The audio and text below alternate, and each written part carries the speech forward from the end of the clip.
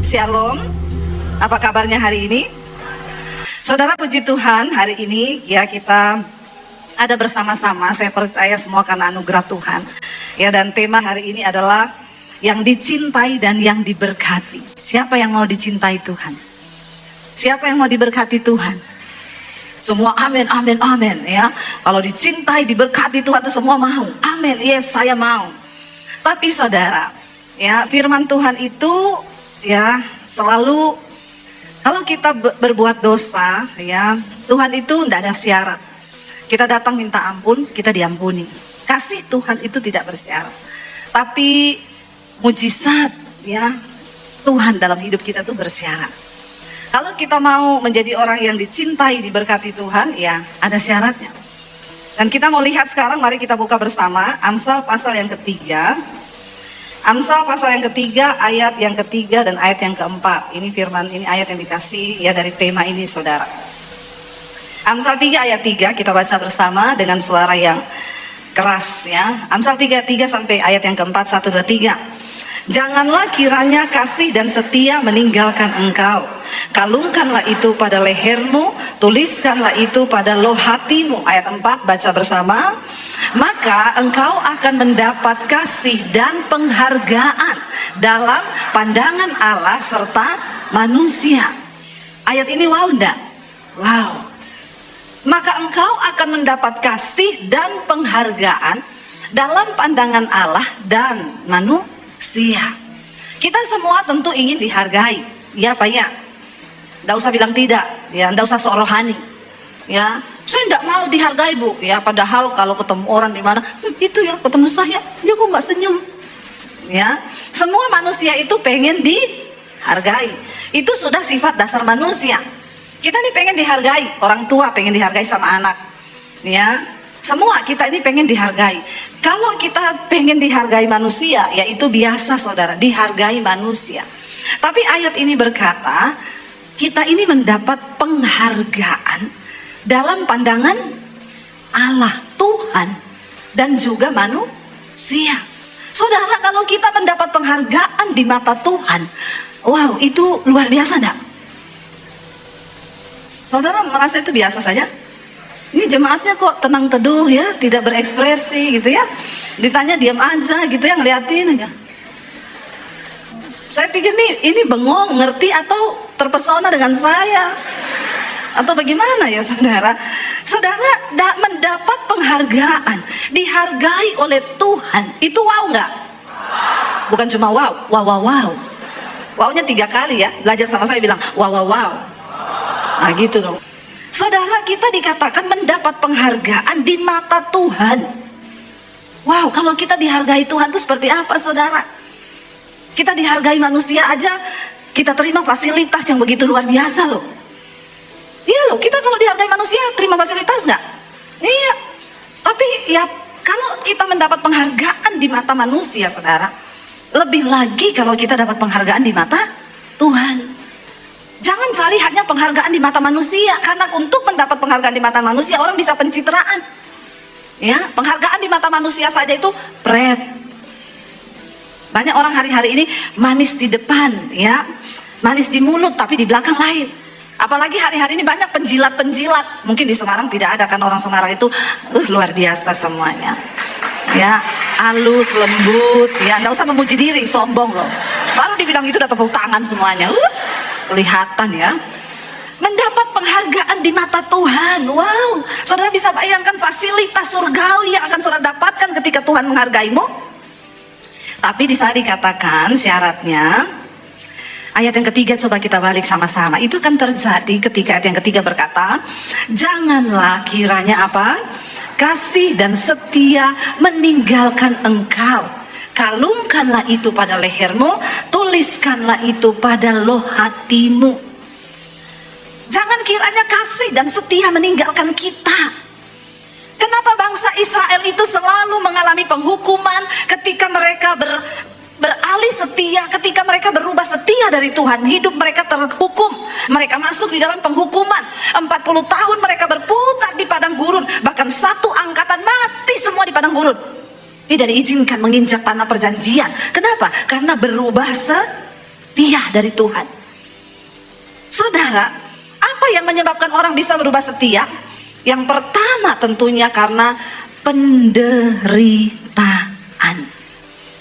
Banyak manusia itu nggak tahan menderita. Banyak orang itu nggak kuat ketika mengalami pencobaan. Ya, melihat sesuatu di depan mata yang lebih indah, tinggalin Tuhan. Itu kisahnya bangsa Israel. Kenapa ditulis dalam Alkitab? Firman Tuhan berkata, perjalanan tentang bangsa Israel ditulis untuk memperingatkan kita yang berada di akhir zaman ini, supaya kita mengambil nilai pembelajaran dari kehidupan bangsa Israel. Mereka itu kalau senang, wah memuji Tuhan. Nanti saudara, nggak ada air, mengutuki Tuhan. Nggak ada makan enak di padang gurun. Mereka bilang sama Musa, kenapa kamu bawa kita keluar ke sini? Kita mending mati kelaparan, kita mending mati di Mesir, jadi budak di sana nggak apa-apa. Tapi kita makan enak. Daripada engkau bawa kami harus melalui padang gurun ini dan kita nggak bisa makan enak. Itu bangsa Israel. Ketika mengalami tekanan penderitaan, mereka itu berubah setia. Tapi ketika ada makanan enak, puji Tuhan, haleluya, engkau baik Tuhan. Habis itu dia balik bilang, bercanda. Ya, begitu tuh manusia, agak-agak mirip sama kita kan. Yang namanya kasih dan setia itu diuji ketika kita mengalami penderitaan. Ketika engkau mengalami penderitaan aniaya, dengan air mata engkau berkata, Tuhan engkau baik. Itulah saudara, tingkat tertinggi dari kasih dan setia kita kepada Tuhan. Kita nggak mungkin bisa setia kepada sesama kita kalau sama Tuhan kita nggak setia, omong kosong. Tuhan bilang nggak mungkin engkau bisa mengasihi Tuhan yang tidak terlihat kalau orang yang di depan matamu saja engkau lihat, kau tidak kasihi. Belajar mengasihi. Bagaimana suami bisa mencintai istri dengan sungguh-sungguh, dengan kesetiaan, kalau si suami ini mencintai Tuhan. Amin. Makanya tolak ukurnya Tuhan. Anak muda, jangan kau pacaran dengan orang yang gak takut Tuhan, gak cinta Tuhan. Makan itu cinta. Saya selalu berkata, cinta itu pret. Ya, makanya cari yang mengasihi Tuhan. Kalau dia mengasihi Tuhan, dia pasti mengasihi istri, mengasihi suami, mengasihi anak-anak.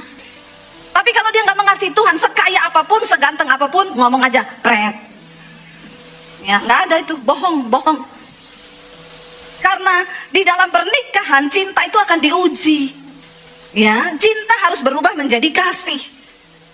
Kenapa saya bilang cinta itu pret? Cinta itu menuntut. Kalau yang dituntut masih ada, masih cinta. Tapi kalau yang dituntut sudah nggak ada, ya udah nggak cinta dia.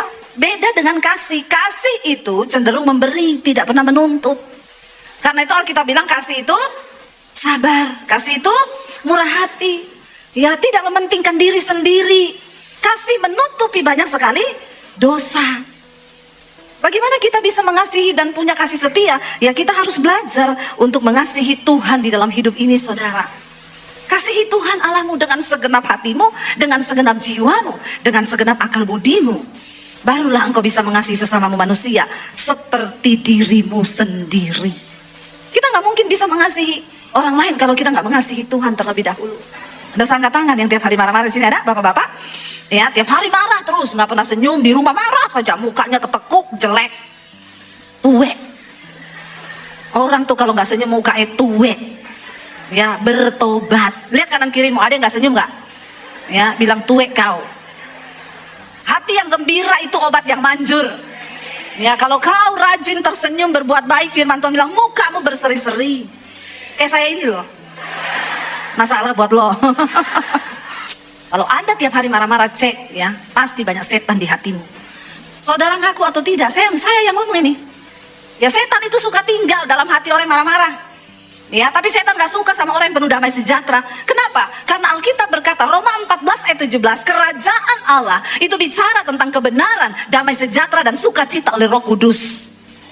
Jadi orang yang tinggal dalam kerajaan Allah, dalam sorga, sorga itu kan bukan nanti kau mati kau masuk sorga kelamaan. Tuhan mau kita masih di dunia ini, kita hidup dalam sorga. Latihan memang hidup di sorga, latihan memang sekarang ada di dunia ini. Sorga itu apa? Kebenaran, damai sejahtera, sukacita. Jadi saudara mulai belajar sekarang latihan hidup di sorga, supaya nanti kau tidak salah. Di sorga nanti kau marah-marah, kau berantem, kau maki-maki orang, malah malaikat bilang, kenapa kau ada di sini? Bukan tempatmu di sini. Karena kerajaan Allah bicara tentang kebenaran, damai sejahtera, sukacita. Itu kerajaan Allah. Bukan soal mobil mewahmu, bukan soal jumlah depositmu, bukan soal rumah mewah. Tapi kerajaan surga, kebenaran, damai sejahtera, sukacita. Kerajaan setan sebaliknya, neraka itu ya dosa, marah-marah, stres. Galau.com. Orang yang tiap hari stres, marah-marah, galau, Anda sudah berada di neraka sekalipun Anda masih ada di dunia. Jadi kaya itu bukan tolak ukur orang itu diselamatkan. Ya, tolak ukur orang sudah diselamatkan, mengalami sorga di bumi, itu dia hidup yang pertama dalam kebenaran, ada damai di hatinya, ada sukacita di hidupnya. Bilang amin. Jadi kalau kau suami istri tiap hari kau ribut di rumah, berantem, itu banyak setan di rumahmu. Jangan-jangan kaulah setannya. Ya, maaf ya, Bapak siapa suruh Bapak undang saya ke sini, Pak. Memang khotbah saya begini ya, jadi gak diundang juga gak apa-apa nanti. Ya, apa itu khotbah kok setan-setan? Memang bener, gak usah diperhalus-halus lagi sekarang orang Kristen itu. Kebanyakan khotbah yang enak-enak, halus-halus, gak tobat-tobat. Jadi kita to the point saja. Ya, jangan ada dusta di antara kita. Amin. Jangan jadi setan, saudara. Ya, kita hidup dalam kebenaran, damai sejahtera, sukacita oleh Roh Kudus, itu surga. Tapi orang yang kehilangan damai sejahtera, sukacita, lah saya dulu waktu belum bertobat, aduh saudara, saya hidup nggak ada damai. Makanya benar, bukan soal kaya, orang diberkati itu bukan soal uang. Jangan kau pikir, oh saya ini kaya berarti diberkati Tuhan. Sorry. Ya sorry, malah kita bilang orang kaya itu susah masuk surga. Ya, susah. Kenapa? Orang yang diberkati Tuhan itu dia hidup dalam kebenaran, damai sejahtera dan sukacita. Walaupun dia miskin, ada damai di hidupnya, ada sukacita, itu surga. Saya banyak ketemu orang kaya-kaya di Jakarta. Senyum susah. Memang biasa orang kaya itu susah senyum. Ya, saya tidak tahu kenapa. Kalau ketemu shalom, Pak. Shalom. Senyumnya sedikit aja. Langsung balik lagi. Tidak tahu kenapa ya, mungkin takut wibawanya jatuh. Kalau dia tersenyum gitu mungkin jatuh wibawa, padahal kan jatuh tinggal pungut lagi, susah amat sih. Ngapain sih jaim, jaga image ya? Nggak usah, hidup ini biasa aja. Sebaliknya saya kalau lewat di pangkalan ojek, itu tukang ojek ketawa kebahak-bahak, mulutnya terbuka lebar-lebar. Jadi saudara, kadang-kadang saya bilang sama suami, jadi lebih bahagia mana ya? Orang-orang kaya yang kita lihat di gedung mewah itu senyumnya diatur, semua diatur, atau itu tukang ojek yang di pangkalan ojek. Engkau kaya, nggak ada damai sejahtera, nggak ada sukacita. Itu neraka loh. Memang setiap orang yang berjumpa dengan Tuhan Yesus pasti jadi. Kenapa kau tertawa? Pertanyaan saya, sudah aneh kau saudara? Amin. Bagaimana enggak aneh? Dulu merokok, ketemu Yesus tidak merokok lagi. Amin. Masih ada yang merokok di sini? Tidak usah angkat tangan. Saya bisa lihat muka-mukanya dari sini yang merokok ini. Kenapa? Di kepalamu ada asap. Bertobat. Ya, aneh, jadi aneh. Dulu marah-marah, sekarang nyanyi-nyanyi. Amin. Harusnya begitu. Dulu sebelum terima Yesus pelitnya melitit. Ya, lipetannya mantap. Pokoknya begitu uang masuk dalam nama Yesus, tidak keluar-keluar. Pakai ayat lagi, dia tengking lagi. Setelah terima Yesus, jadi pemurah, tukang memberi, suka menabur. Kenapa kalau ngomong menabur bukannya tegang semua? Ya, amin, amin. Ada keanehan yang terjadi. Ada perubahan yang terjadi. Jangan sebut dirimu Kristen, pengikut Yesus kalau hidupmu belum berubah. Gampang aja tahu kita ini benar-benar Kristen yang sejati. Ya lihat, berubah nggak hidupmu? Kalau belum berubah berarti engkau belum jadi Kristen. Ya ada saatnya memang Tuhan izinkan supaya iman dan kasih kita kepada Dia itu teruji. Bagaimana seseorang dibilang setia? Kalau kita bertahan sampai di garis akhir. Amin. Ya, pernikahan itu akan dibilang setia kalau kita nih suami istri bertahan. Ya, tidak selingkuh. Saya percaya di Semarang ini jarang yang selingkuh ya.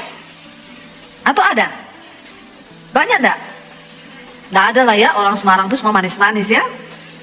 Jakarta banyak, di sini nggak ada lah, nggak ada yang ngaku. Ya saudara, kesetiaan itu teruji, makanya janji nikah pun diucapkan kan. Aku berjanji mencintai suamiku dalam keadaan sakit ataupun sehat, miskin ataupun kaya. Itu ada di janji nikah. Tapi sekarang banyak orang itu ya menyia-nyiakan pernikahan. Jaga saudara, engkau tidak mungkin setia kepada Tuhan kalau engkau itu dalam rumah tangga saja saudara ya tidak menghargai istri, tidak menghargai suami, tidak mencintai suami. Kita belajar untuk mengasihi Tuhan dan kita bisa mengasihi suami dan mengasihi. Saya banyak layani sekarang. Bahkan kemarin ada yang ngomong, "Bu, suami saya berselingkuh." Berdoa, Bu. Jangan putus harapan, berdoa, Bu. Udah berdoa, tiba-tiba dia tanya saya, "Bu, saya dapat suara Tuhan." Apa Tuhan bilang? Tuhan berkata, "Engkau harus melakukan kehendakku, anakku. Kehendakku adalah kau ceraikan suamimu dan kau akan menikah dengan laki-laki lain." Saya bilang, ini Tuhan yang mana yang ngomong begitu ya? Hati-hati loh saudara, beda tipis antara suara Tuhan sama suara setan loh. Ya, saya bilang, "Bu, itu sesat, itu setan, Bu. Kau akan menikah dengan seorang laki-laki yang sudah beristri, tapi istrinya itu tidak baik sama suaminya. Jadi dia juga akan bercerai dan kalian berdua akan menikah."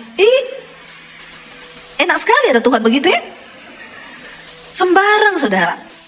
Kesetiaan itu, setia sampai akhir, kasih dan setia dalam segala keadaan. Hari ini saya melihat bagaimana karya Tuhan di hidup saya.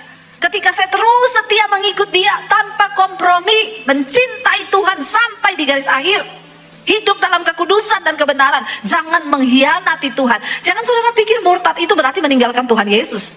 Oh, saya pindah agama itu murtad. Enggak, banyak orang masih di dalam gereja tapi dia sudah murtad dari Tuhan. Waktu engkau tidak percaya lagi kepada Tuhan, waktu engkau meragukan Tuhan, engkau sudah murtad secara rohani. Duduk di gereja tapi tidak pernah mengandalkan Tuhan, mengandalkan kekuatan pikirannya. Alkitab bilang terkutuk orang yang mengandalkan manusia, yang mengandalkan kekuatan kepintarannya sendiri. Tapi diberkatilah orang yang mengandalkan Tuhan. Amin saudara. Mari kita belajar setia sampai di garis akhir. Buka bersama Yakobus pasal yang pertama. Yakobus pasal yang pertama ayat yang ke-12 saudara. Firman Tuhan berkata di sana, Yakobus 1 ayat yang ke-12 ya. Kita baca bersama 1, 2, 3. Berbahagialah orang yang bertahan dalam pencobaan, sebab apabila ia sudah tahan uji, ia akan menerima mahkota kehidupan yang dijanjikan Allah kepada barang siapa yang mengasihi Dia. Kesetiaan teruji sampai pada garis akhir. Jangan pernah engkau menyangkal Tuhan. Jangan pernah engkau menolak Tuhan dalam hatimu. Bertahan di dalam pencobaan. Sekalipun sulit, percaya. Saya ini bukan cuma ngomong, saya sudah melihat, saya sudah membuktikan kasih setia Tuhan itu dalam hidup saya. Bagaimana Tuhan menuntun, bagaimana Tuhan menyertai. Dari yang 1 tahun saya jalani hidup di kos-kosan, setelah itu saya masuk sekolah Alkitab di Makassar. Berat hidup, berat saudara. Saya pernah merasakan hidup di satu titik terendah, tidak punya uang 1 sen pun, tidak punya satu orang pun yang bisa saya jadikan tempat sandaran. Dan disitulah hanya benar-benar saya bergantung kepada Tuhan. Seringkali Tuhan harus buat kita ini nggak bisa lagi kemana-mana, hanya bergantung kepada Tuhan. Saudara, ketika saya hanya memang bergantung kepada Tuhan, di situ saya baru melihat Tuhan itu nyata. Dia ada saudara. Tuhan itu hidup. Kalau saya cerita kesaksian bagaimana pemeliharaan Tuhan, itu saya nggak bisa ngomong. Tuhan itu ada dan Dia nyata. Makanya alami Tuhan, setia kepada Tuhan, kasihi Tuhan dengan segenap hati, segenap jiwa, akal budimu. Ya, dan di dalam kasih itu pasti ada komitmen. Amin. Ya, dalam kasih itu ada komitmen. Gak ada orang nikah bilang begini, kita nikah ya. Kalau sudah tidak cocok, kita pisah ya. Kita nikah ya. Enggak, kasih itu ada komitmen di dalamnya. Tuhan mencari orang-orang yang setia, yang bertahan sampai pada garis akhir. Kalau kita ini hanya mengasihi tanpa kesetiaan, itu percuma. Ya, tapi bertahan sampai di garis akhir, itu yang Tuhan cari. Kita nggak tahu kita hidup sampai kapan. Tapi biarlah Tuhan dapati hati kita ini tetap percaya kepada Dia. Tapi saya percaya setiap ujian iman yang kita alami, itu ada nilai, ada bobot ilahi di dalamnya. Ada nilai pembelajaran yang itu tidak bisa dunia berikan saudara. Engkau nggak bisa beli itu dengan uang. Karena itu jalani setiap proses di hidupmu, bertahan sampai di garis akhir. Sepahit apapun yang kau alami sekarang, bilang, Tuhan, aku mau bertahan mengasihi Engkau dengan segenap hati. segenap jiwa dan segenap kekuatanku. Saudara, Alkitab berjanji kalau engkau setia sampai akhir, engkau akan mendapat penghargaan di mata Tuhan dan di mata manusia. Kita percaya Dia Tuhan yang berjanji, tidak ada satupun yang Dia ingkari. Coba kita kembali ke Amsal 3 tadi, saya minta imam musik untuk bersiap. Amsal pasal 3 tadi, ayat yang ketiga dan ayat yang keempat, baca lagi bersama-sama. Janganlah kiranya kasih dan setia meninggalkan engkau. Kalungkanlah itu pada lehermu, tuliskanlah itu pada loh hatimu, ayat 4. Maka engkau akan mendapat kasih dan penghargaan dalam pandangan Allah serta manusia. Engkau akan menerima kasih dari Tuhan dan penghargaan dari Tuhan. Mari kita bangkit berdiri bersama saudara. Sampai akhir kami menutup mata Tuhan. Kami mau setia kepadamu.